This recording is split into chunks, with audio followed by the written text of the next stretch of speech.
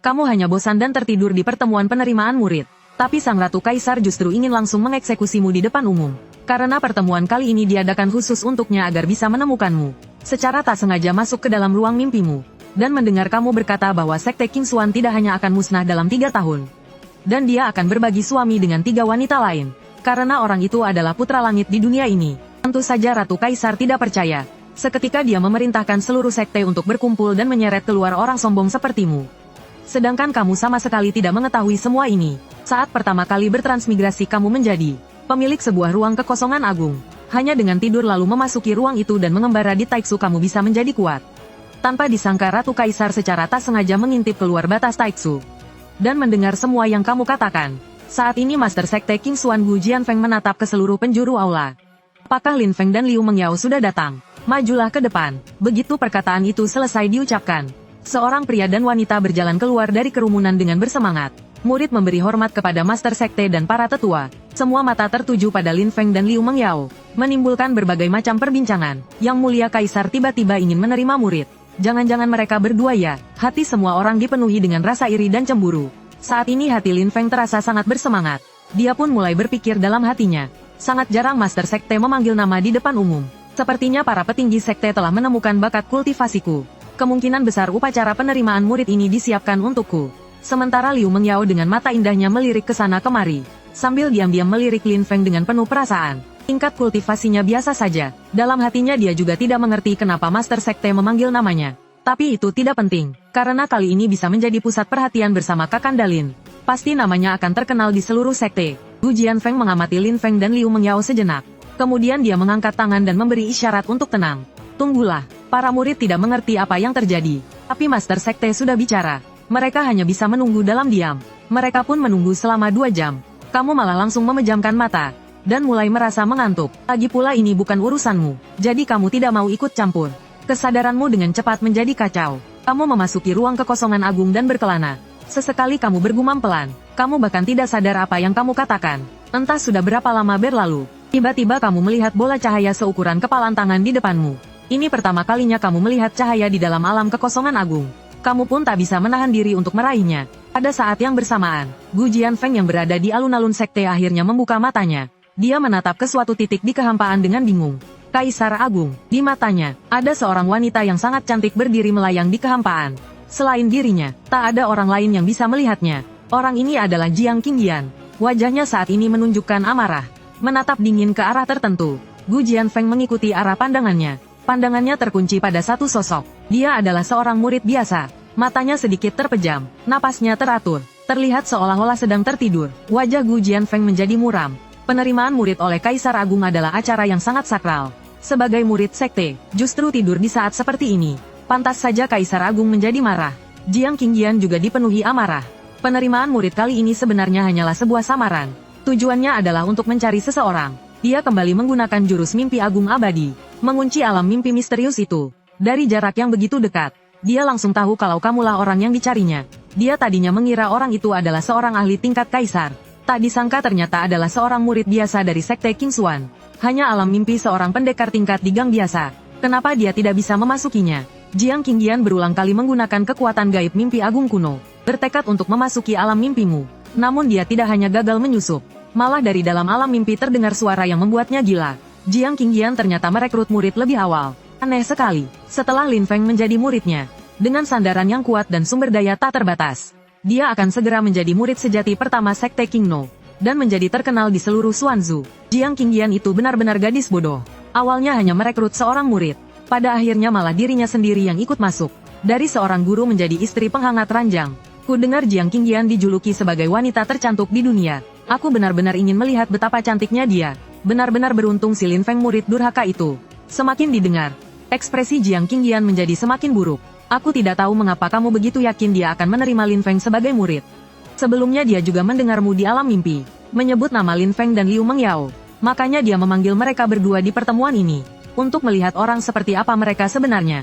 Namun meskipun bakat Lin Feng terlihat bagus, dia tidak melihat sesuatu yang luar biasa darinya. Lagi pula, dia adalah seorang ratu kaisar yang agung. Bagaimana mungkin dia menjadi bawahan seorang pria? Melihat sosokmu yang berdiri dengan mata terpejam, niat membunuh muncul di hati Jiang Qingyan. Dia baru saja akan bertindak. Tapi detik berikutnya ekspresinya sedikit berubah. Hanya terdengar kamu terus berkata, Lin Feng menjadi murid Jiang Qingyan. Kehancuran Sekte Qingxuan sudah tidak jauh lagi. Harus bersiap-siap dari sekarang. Ingat waktu ini, Kaisar Agung dari Sekte Wanxiang akan segera tewas 7. Sekte Wanxiang ini juga cukup tangguh. Bahkan setelah Kaisar Agungnya tewas, mereka masih bisa bangkit kembali. Mungkin bergabung dengan Sekte Wanxiang juga merupakan jalan keluar yang bagus. Wajah Jiang Qingyan perlahan diselimuti hawa dingin. Sekte Qingxuan telah diwariskan selama puluhan ribu tahun. Sekarang sedang berada di puncak kejayaannya. Bagaimana mungkin bisa hancur? Dan kultivasi Kaisar Agung Wanxiang tak terduga dalamnya. Gugur itu omong kosong. Yang lebih parah lagi bocah ini malah ingin mengkhianati sekte. Harus dibunuh. Jiang Qingyan hendak angkat bicara. Gu Jianfeng malah berteriak lebih dulu. Hei kau, maju ke sini. Dia menunjukmu. Suaranya menggelegar seperti petir. Semua orang terkejut. Tidak tahu kenapa Master Sekte tiba-tiba marah. Mereka semua melihat ke arah yang ditunjuk Gu Jianfeng. Kamu tersadar oleh teriakan itu. Keluar dari kondisi melamun di alam Taixu. Begitu mengangkat kepala, kamu sadar semua orang melihatmu. Kamu langsung bingung. Padahal aku sudah sangat tidak menonjolkan diri. Malah jadi pusat perhatian semua orang. Pada saat ini, sedikit kekuatan Taixu keluar dari alam Taixu. Menyatu dengan Zekimu. Tingkat kultivasimu langsung naik sedikit. Perjalanan melamun ke Taixu kali ini terganggu. Rugi besar. Gu Jianfeng semakin marah. Berani-beraninya dia pasang muka masam. Siapa namamu? Tunggu sebentar. Jangan berisik. Kamu melambaikan tanganmu. Wajahmu tiba-tiba menjadi bersemangat. Karena bola cahaya yang kamu tangkap di alam Taixu, ternyata berhasil kamu bawa keluar. Sebuah mantra teknik yang misterius muncul di benakmu. Ini ternyata teknik tingkat kaisar. Kitab Taixuan. Perlu diketahui, sekuat Sekte Qingxuan, salah satu dari 7 penguasa Provinsi Xuan, juga hanya punya satu teknik tingkat kaisar. Kamu langsung tertawa terbahak-bahak. Gu Jianfeng menatapmu dengan tatapan dingin. Wajahnya penuh amarah. Apa yang kau tertawakan? Merasa terkunci oleh aura yang mengerikan. Kamu pun terkejut. Master Sekte, kamu memanggilku. Kamu menerobos kerumunan. Berdiri dengan canggung di samping Lin Feng dan Liu Mengyao. Wajah Lin Feng tampak tenang. Tatapannya menyapu sekilas ke arahmu. Cuma seorang ranah di gang. Jika bukan demi mendekati Liu Mengyao, dia tak akan pernah tahu orang sepertimu. Liu Mengyao juga melirikmu. Wajahnya menunjukkan sedikit kekhawatiran. Tapi tatapannya segera kembali pada Lin Feng. Langsung dipenuhi kelembutan tak terbatas. Matanya penuh dengan sosok gagah sang pujaan hati. Dalam hati kamu mengumpat dasar jalang. Meskipun kamu bukan lagi dirimu yang dulu. Tapi perasaan diselingkuhi ini tetap sangat tidak enak.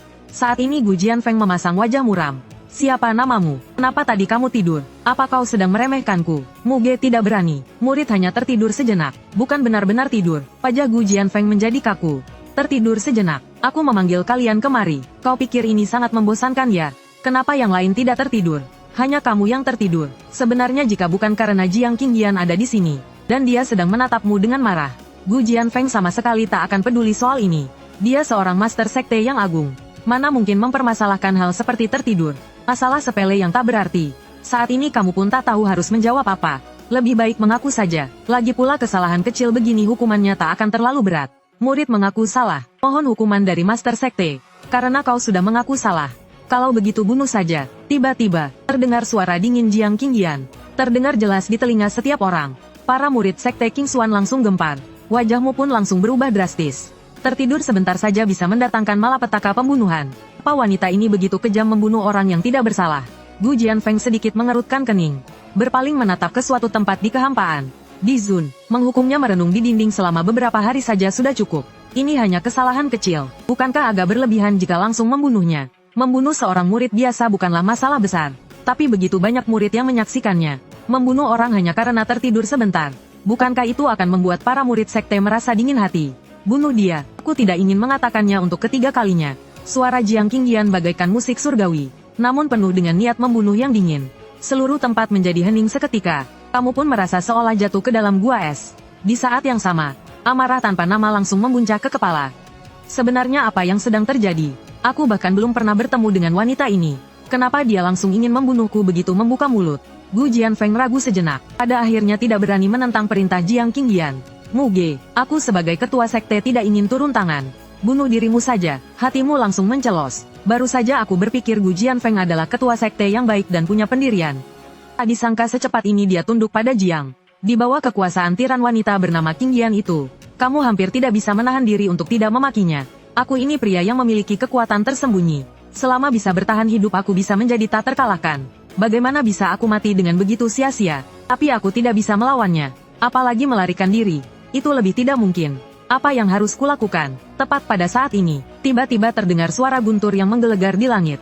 Seluruh langit dan bumi bergetar karenanya. Terlihat di langit yang cerah tiba-tiba muncul gumpalan awan hitam yang bergulung. Tiba-tiba langit dan bumi menjadi gelap gulita. Ada apa? Kenapa langit menjadi gelap? Para murid Sekte King Xuan menjadi gempar. Wajahmu tampak berpikir keras. Sepertinya kamu sudah menebak apa yang terjadi. Ini adalah sebuah kesempatan. Sebaiknya kabur saja dari Sekte King Xuan. Kamu diam-diam mulai mundur. Tapi belum beberapa langkah, kegelapan tiba-tiba menghilang. Di atas langit, kilat menyambar dan guntur bergemuruh.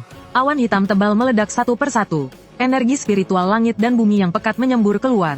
Berubah menjadi hujan deras yang membasahi seluruh daratan. Energi spiritual menjadi hujan. Ini adalah pertanda gugurnya seorang Kaisar Agung. Ada Kaisar Agung yang telah gugur. Gu Jianfeng dan 7 tetua agung memandang jauh ke arah barat. Wajah mereka penuh ketidakpercayaan. Arah itu adalah Sekte Wanxiang, salah satu dari 7 penguasa Provinsi Xuan. Jelas sekali, Kaisar Agung Wanxiang telah gugur. Di suatu tempat di kehampaan, raut wajah Jiang Qingyan juga berubah. Kaisar Agung Wanxiang benar-benar telah gugur. Kukira ucapanmu dalam mimpi itu hanya omong kosong. Tapi tak disangka itu menjadi kenyataan. Mungkinkah kamu telah menguasai semacam ilmu ramalan agung?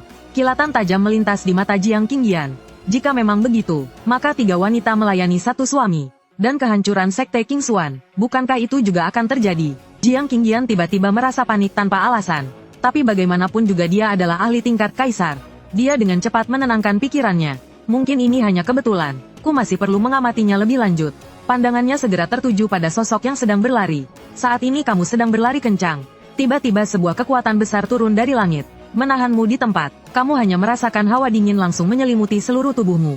Gu Jianfeng muncul di hadapanmu dalam sekejap. Kamu mau pergi kemana? Yang mulia kaisar telah memerintah.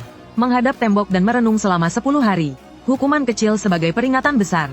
Jiang Qingyan kembali memotong ucapan Gu Jianfeng. Kemudian dia melintas di atas alun-alun sekte. Menghilang dalam sekejap. Kekuatan segel spasial menghilang. Kau langsung bisa bergerak kembali. Kau diam-diam menghela napas lega. Wanita itu Jiang Qingyan benar-benar tidak bisa ditebak. Lain kali aku harus menghindarinya jauh-jauh. Sedikit keraguan muncul di wajah Gu Jianfeng. Tapi dia tidak terlalu memikirkannya. Sosoknya melesat dan menghilang. Para tetua sekalian, segera datang ke aula utama untuk rapat. Seorang Kaisar Agung telah gugur. Ini adalah peristiwa besar yang mengguncang dunia. Struktur kekuasaan di Xuanzu mungkin akan berubah karena ini. Para petinggi sekte akan mengadakan rapat. Upacara penerimaan murid ini berakhir begitu saja. Muge, kau baru saja hendak kabur. Tiba-tiba terdengar teriakan keras dari belakang. Ekspresimu langsung menjadi dingin. Mau apa? Wajah Lin Feng terlihat tidak senang. Apa kau sengaja melakukannya? Yang mulia kaisar jelas-jelas akan menerimaku sebagai murid. Tapi kau malah datang dan merusak kesempatanku. Kau menatapnya seolah dia orang bodoh. Jelas-jelas visi kejatuhan kaisar yang muncul membuat penerimaan murid dihentikan. Apa hubungannya denganku? Otakmu bermasalah ya? Lin Feng mendengus dingin. Bagaimana mungkin tidak ada hubungannya denganmu? Kalau kau tidak datang membuat masalah, yang mulia kaisar pasti sudah menerimaku sebagai murid sejak tadi. Tidak akan tertunda sampai visi kejatuhan kaisar muncul. Liu Mengyao juga menghalangi jalanmu.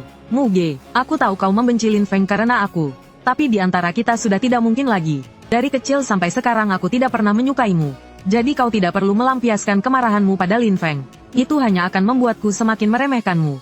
Kamu terlalu banyak berpikir. Aku tidak membenci siapapun. Lin Feng, kalau kamu suka Liu Mengyao, ambil saja. Ku berikan padamu. Wajah cantik Liu Mengyao menjadi dingin. Mulut anjing tidak bisa mengeluarkan gading.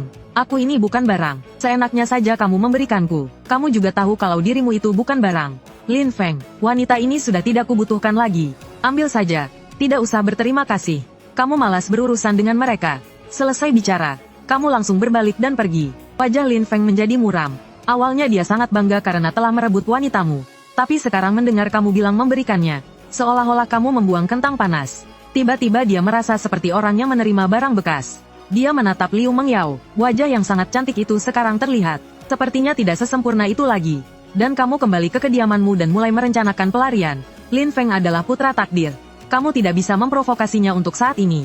Ada juga Jiang Qingyan itu. Hanya karena menguap saja, dia malah ingin membunuhku. Kalian semua tunggu saja pembalasanku. Kamu berencana mencari tempat untuk bersembunyi dan berkembang perlahan. Saat hari aku menembus alam kaisar tiba, aku pasti akan membuat mereka berlutut menyanyikan lagu penaklukan. Lagi pula kamu punya dunia taiksu. Berbaring saja bisa menjadi kuat. Setelah tak terkalahkan baru keluar bersenang-senang. Rencananya sangat bagus. Tapi baru saja keluar dari pintu, kamu langsung berpapasan dengan seorang pria parubaya berwajah gelap. Dia kan aula penegakan hukum. Yang Kun, Dia menatapmu dengan senyum yang bukan senyum. Kamu mau kemana? Jangan-jangan kamu mau kabur ya? Tentu saja kamu tidak akan mengakuinya. Untungnya semua barang bawaan ada di dalam cincin penyimpanan. Kalau tidak, pasti sudah ketahuan. Yang Mulia Permaisuri baru saja memberikan sebuah perintah. Tanpa izin darinya, kamu tidak boleh melangkah keluar dari sekte setengah langkah pun. Jika tidak, akan dianggap sebagai pengkhianat. Akan diburu sampai ke ujung langit dan dasar bumi. Kamu mendengarnya dengan tercengang. Wanita itu sudah gila ya? Kenapa dia terus mengincarmu? Kamu bahkan mulai curiga kalau dirimu datang dari dunia lain. Kultivator tingkat kaisar bisa merasakannya.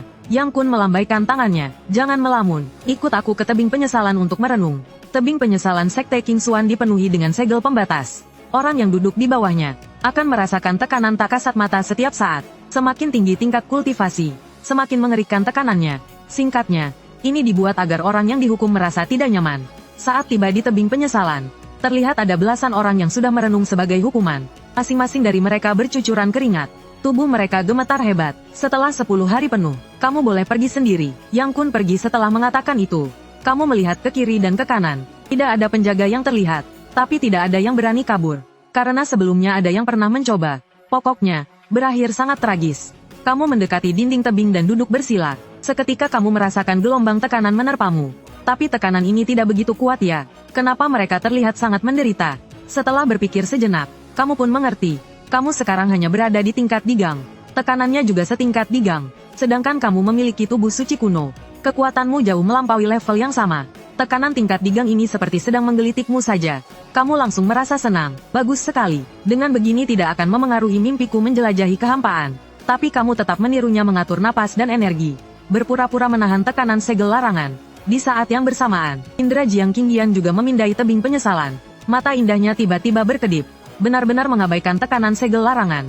Sepertinya bakatnya tidak buruk, layak untuk dibina. Tapi kemudian seluruh tubuhnya bergetar. Dia langsung berdiri. Ini, tubuh suci kuno. Saat ini bahkan dengan ketenangan batinnya, dia tetap tidak bisa menahan diri untuk tidak terkejut. Meskipun fisik seperti ini diejek orang luar sebagai tubuh sampah kuno.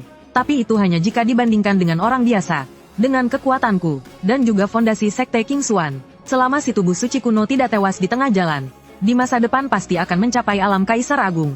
Tapi kenapa bisa ada tubuh suci kuno muncul di Sekte King Xuan? Dan aku sama sekali tidak tahu menahu.